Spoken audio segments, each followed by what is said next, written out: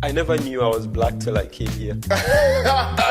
Living here and people don't know, you're reminded, not actively but passive, because you're the minority, you're obvious that you're not like, especially living around this area.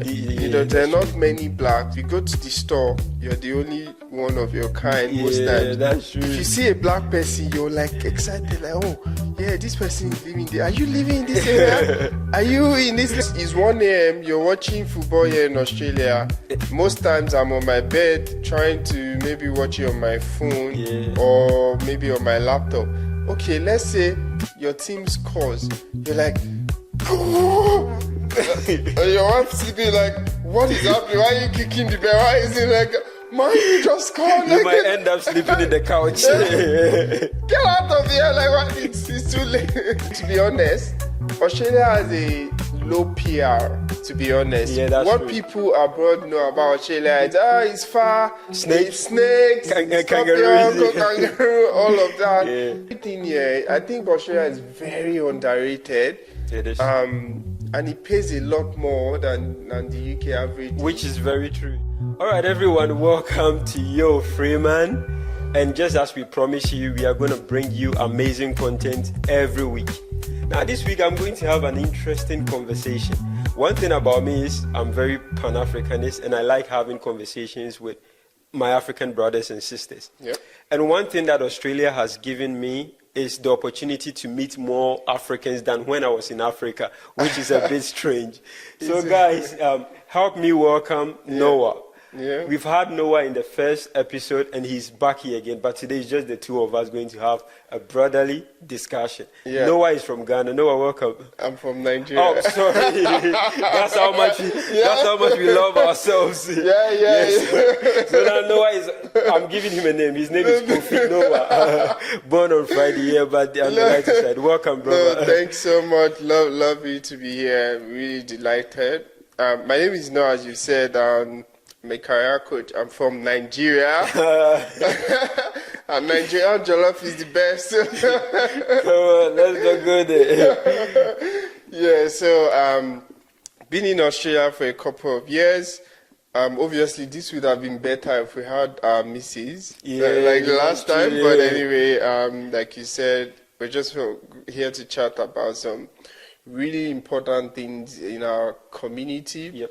From my perspective as a Nigerian and yours as a Ghanaian as well. Really pumped and excited. Yeah. Well, I'm happy to have you here, like you're saying. So, you've been in Australia for a while. Yeah. Family, business, what brought you here? Or you just wanted to explore? I would say family first because myself and my wife, we had a long discussion. I was initially in the UK.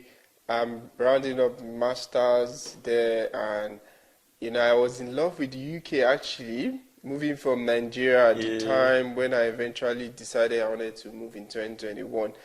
And I'm a big lover of football because soccer here. That makes the two of us. Yeah, so Premier League, my team, Man United, it wasn't that bad. I did So I fulfilled some of my childhood dream of going to Old Trafford, seeing Cristiano Ronaldo, like all of those moments were like come out so emotional for me, and I really wanted to this could be my life going forward, where popping into Old Trafford and enjoying the culture, in the UK was exciting for me until my missus came and visited. I think we've shared that in part of the the first story, episode, right? To the UK for the first time, and it was a lovely moment. Long and short, we did the pros and cons.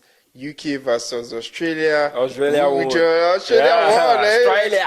And I think, to be honest, Australia has a low PR. To be honest, what true. People abroad know about Australia is it's far, snakes, kangaroo, all of that. But oh my goodness, I've lived in the UK. At least I've been in a couple of state there, and Australia is way, way better. Better. In terms of opportunities, it's a bigger country, like economically, but Australia is a continent. A continent, like, oh my yeah, God, so yeah, that makes sense. There's fresh air, there's greenery, there's culture, there's everything, yeah. There's everything here. I think Australia is very underrated.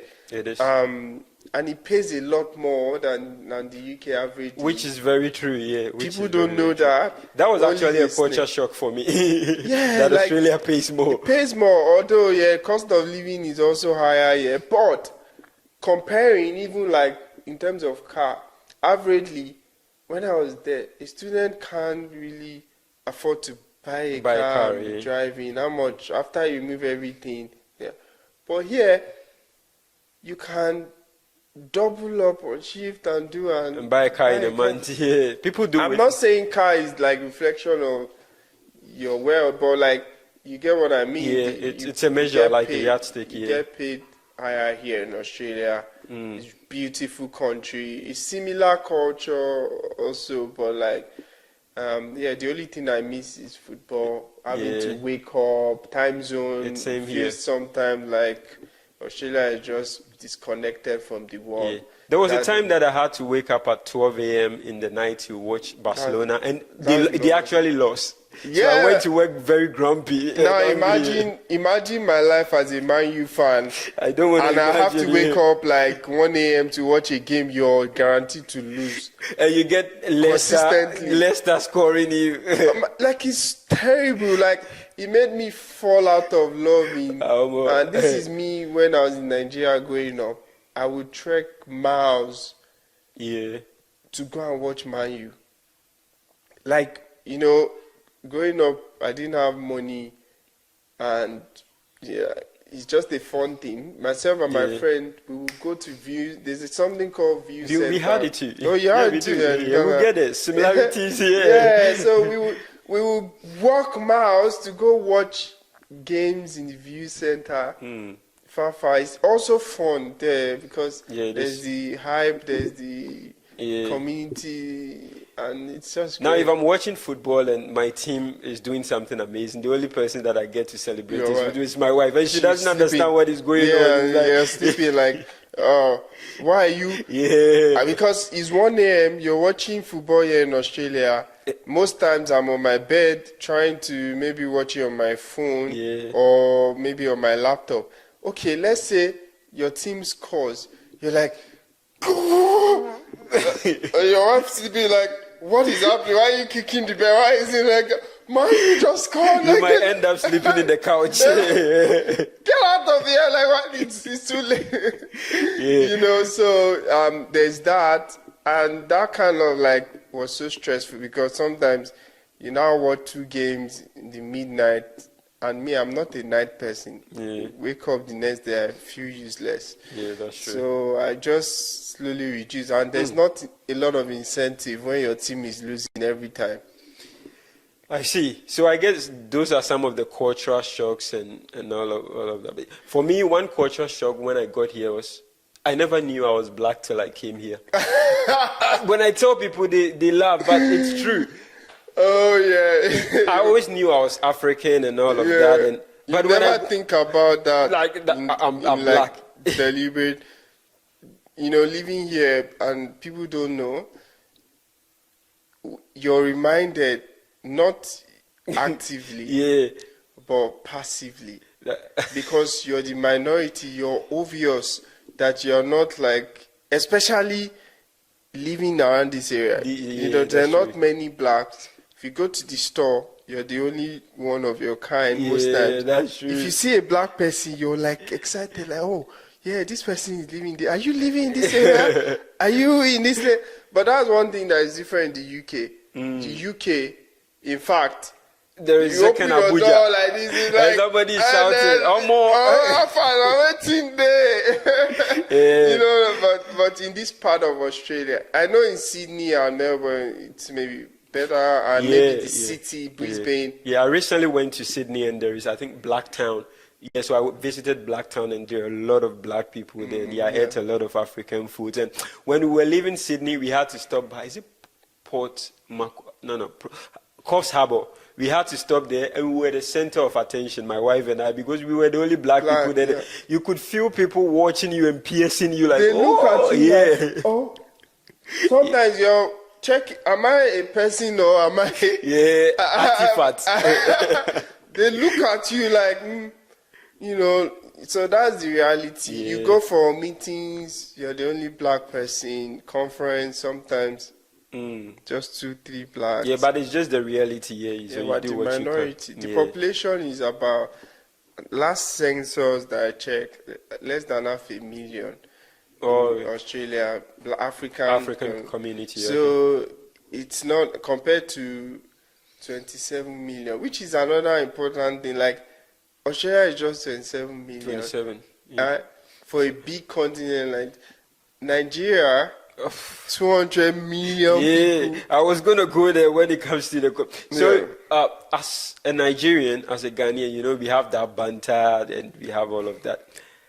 I believe there are some stereotypes. They could be negative and positive and all of that. So, coming from a Nigerian perspective, do you think Nigerians have stereotype, whether positive or negative, about Ghanaians? For us, for me, I think Nigerians are very hard working, you know, and they could be aggressive, like in a good tone too. Whatever they are go-getters, whatever they want to do. Yeah. So when I first met you, we socialized and we started playing tennis together. And I was telling all my Ghanaian friends, I met a Nigerian friend. I have a Nigerian friend now. Yeah. And so do you think there are such stereotypes? I don't see that stereotype in my own experience. Okay, The only thing I know is Ghanaian jollof. The Ghanaian jollof, yeah, that's true. But to see a Ghanaian and feel like, oh, there's nothing of such apart from like pop culture of the only thing you guys have in terms of music is Shatawale disturbing everybody. But we actually have better music than Nigeria. Okay, we had. You do? We had. In what way?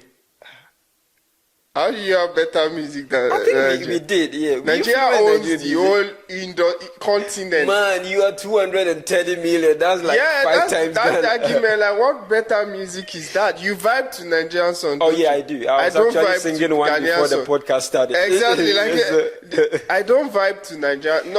Not disrespectful, right? It's just that the industry is like different. Nigeria is massive. It is. Ghana is like, for whatever reason, the fashion, music, pop culture, all of those kind of things in Nigeria is huge. Yeah. Super. In fact, the art, fashion, music industry in Nigeria, even Hollywood, like. Yeah, I mean 230 million people is a lot. It's huge. So there's no stereotype. We were all hardworking, you know. We all compliment each other. We just have that debate whether it's healthy or not. Yeah, our food is better. Some people say, "Yo, your music." That's not a match. We argue about food and maybe star and all of that, but we don't. It's not derogatory. I know on Twitter it's always, man. I don't think it. But you guys can take the food, take the music. We'll take the light. Yeah, we will take the electricity. We supply you light. So how don't you have light? Yeah, because again, structural issue. But you know, some of your supplies from Nigeria. I know. It always beats my mind, but I guess it's what it is. It is some structural issues that, again, that's not it's a long.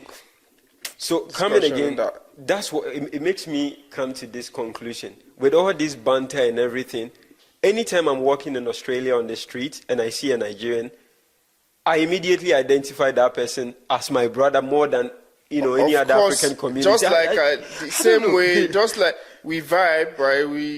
Right? We are brothers. Like I just said, 500,000 people.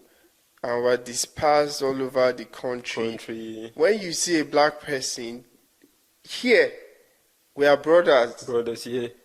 Right? There's no rivalry. Even back home, we're brothers. But, in Nigeria, I don't meet a lot of Ghanaians. Just like you say, you've met more Africans than even back home. But here, you can make a Ghanaian, Zambian, Sierra Leone. Yeah, but the only all country that I've not met is Djibouti. Are you sure they exist? Because I've not seen any human from Djibouti before, but I know it's a country and their capital is also Djibouti. Yeah. But, I mean, it's a minority. Oh, yeah. Some countries don't experience high immigration like that. Right? They don't leave their country a lot. And they are small. So, yeah, says so. But in Nigeria, right now, average person wants to Japa, it's called. Yeah, you popularized that word. It's all over Ghana. Everybody says Japa, Japa because Japa of is Nigeria. Yoruba, like I'm running away. I'm running. Oh, I see. Like it's now like you're flying abroad. Japa in Nigeria, Yoruba, my tribe is like running Musal, like I'm running away.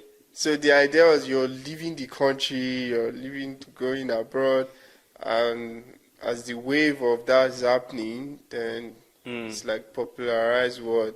So you use it in Ghana as well? Of course, it's all over the place. That's what people say, especially when they are talking about immigration issues and they are scared the internet is going to flag it out. They use Japa, and everybody understands, from kids to my parents' age there, they know what Japa is. That's the influence you're talking about. I don't get it. Nigeria has massive influence. And I probably have to spend much time researching between the relationship between Nigeria and Ghana, because Nigeria is here.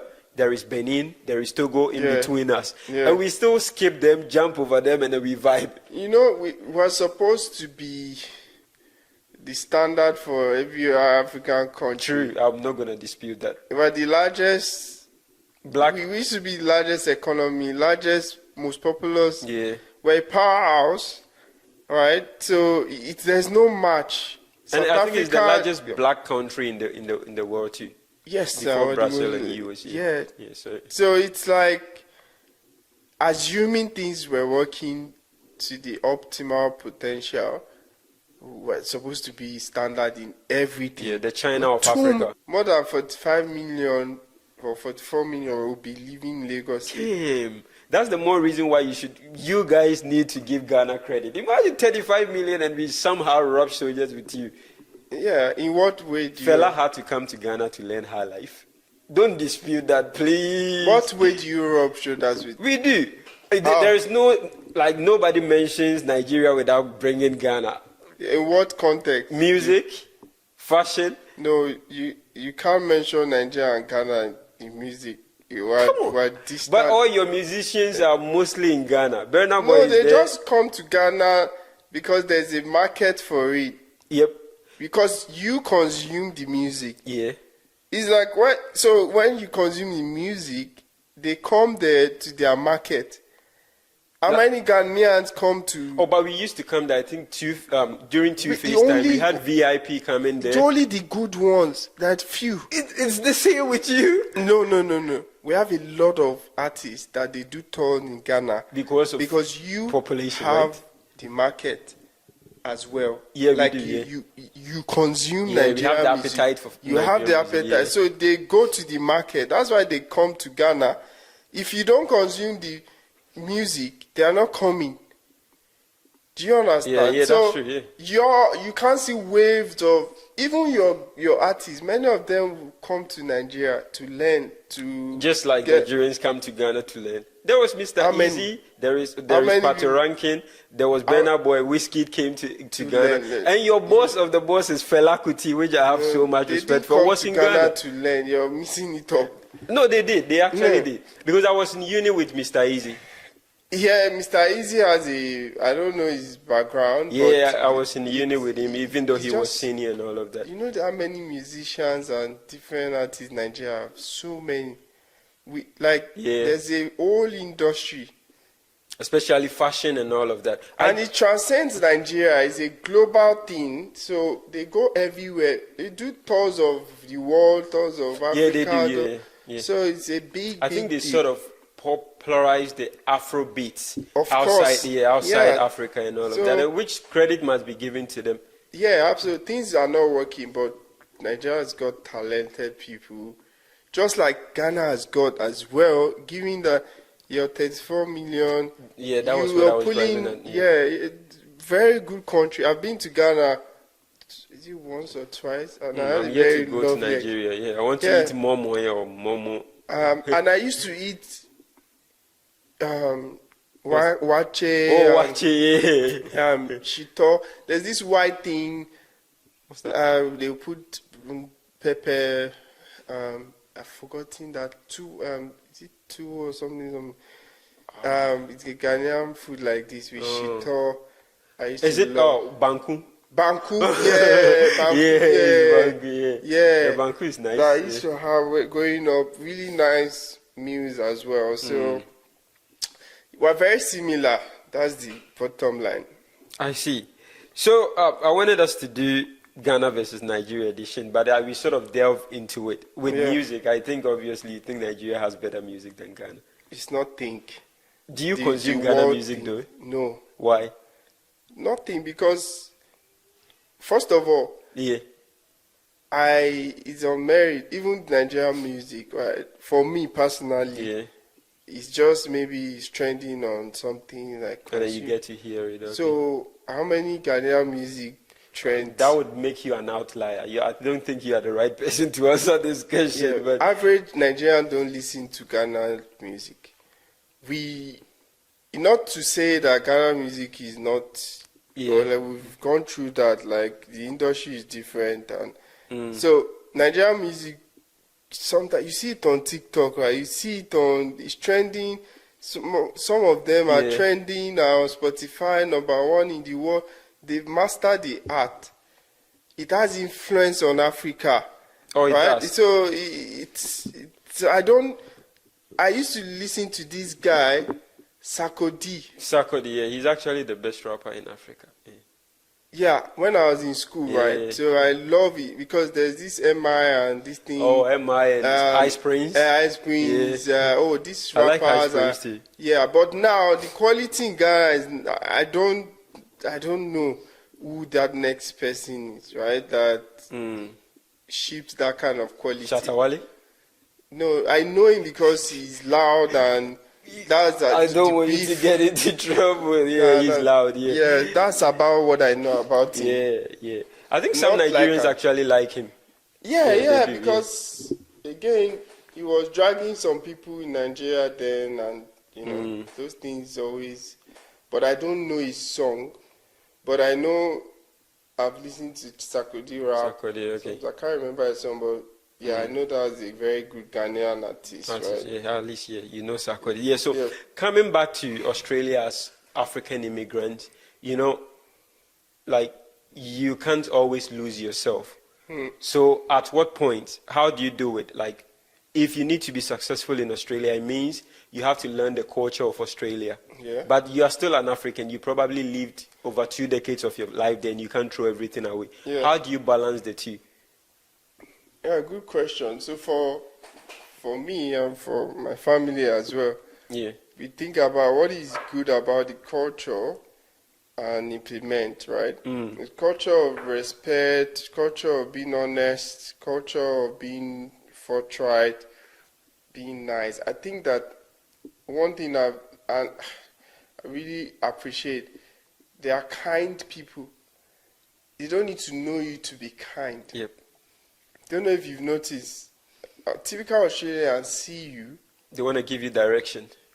And they're they're like, smiling. that's 2 seconds smile, right? It's like, whether they know you or not, Yeah. if you lock face, they do the 2 seconds smile. And they go back. And they go, like, I'm like, why are you even smile? We're not friends, right?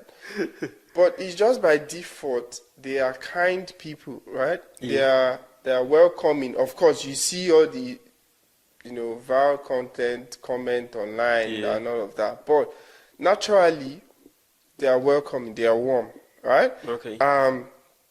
There is organization, there is standard. You go to a queue, you stay. You make sure you're not jumping queue, you're not cutting corners, all of those kind of things. Yep. Those are the culture we imbibe, right? But there are also things that are not necessarily correct. The woke, this and that. I don't want to go into that online, but So the point here is you keep the things that are cultural norms for you and unlearn, relearn, and expand your mind. So, how do we say? We attend an African church, right? Okay. So, that keeps us in that space. Our in religion, our way of life, Christianity, the way we serve God, we're not losing that. We're part of the community, Nigerian community, and mingle with some of African that can have access to, right? Okay. So they are doing events, we're part of that as well in any way we can. We have friends that are African, we stick to our food, right? We eat our food, also yeah, of course, eating. yeah. So those are cultural things. We wear our clothes, we make, all those things we do in Nigeria, we still do them. But then also relearning and unlearning the things that are not, the correct way, right? That we feel, oh, okay, this is not actually how things are done. African time, you unlearn it. Yeah, that's something that we need to abolish. We need to get rid of, especially in this country. Exactly. So you unlearn those things. Like there's no African time. Go somewhere, respect people's time. Yeah. Okay. So, like I said, this segment on Yo Freeman is going to be about me inviting my African brothers, sisters, and having honest conversations about Africa, about, variety of issues. And if you want to be part of this community, please leave a like, subscribe to this channel, and we are going to make sure to bring you amazing comments. The subscription is very, very important. Yeah. Before we wrap up, this is how it's going to be. You're actually my first guest for this segment of the channel. Oh, that's a privilege. So I'm starting with you. Yeah? I have 3 questions here about Africa. Oh, 3 questions. Yeah, okay. 3 questions about Africa. Please, I don't want you to get any wrong. You have the buzzer right in front of you, and you have just 15 seconds to answer any question. If the 15 seconds is over, please don't bother to hit the buzzer. Yeah, Are you ready? Yeah, disclaimer, I'm not... Unexpected. I'll try. Yeah, so they are fairly easy questions, these ones. Okay, yeah, so... relative. It is relative. Where your mind is, yeah. This guy is very political. He's got his own news, yeah. Okay, so, first question. What is the capital of Ghana? That should be easy for you. Accra. It's actually not Accra. Kumasi. No, it's actually not Kumasi. It was changed last week. What do you mean? Nah, it's Accra. You got it right. Yeah. I wanted to say, yeah. Are you messing with me? Yeah, I've been to Accra. Oh, you came to Accra. Yeah. Okay, so the next you guys question. plan to change it? No, we are not planning to. Yeah, it's actually Accra. And the next question would have to be from East Africa. What is the capital of Rwanda?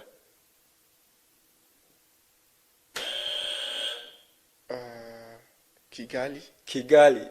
Man, yeah, you are more Pan-Africanist than me. Yeah, I think so, okay, yeah, it's Kigali. And I think they are really doing well to Rwanda. I don't really know, but from what I see on the internet with, government and stuff, I think they are doing well. Yeah. I think, the UK was trying to do a deal with them, this asylum thing. And yeah, I think they are growing. Yeah. Okay, so the last question. You're almost hitting 3 over 3. What is the longest river in Africa?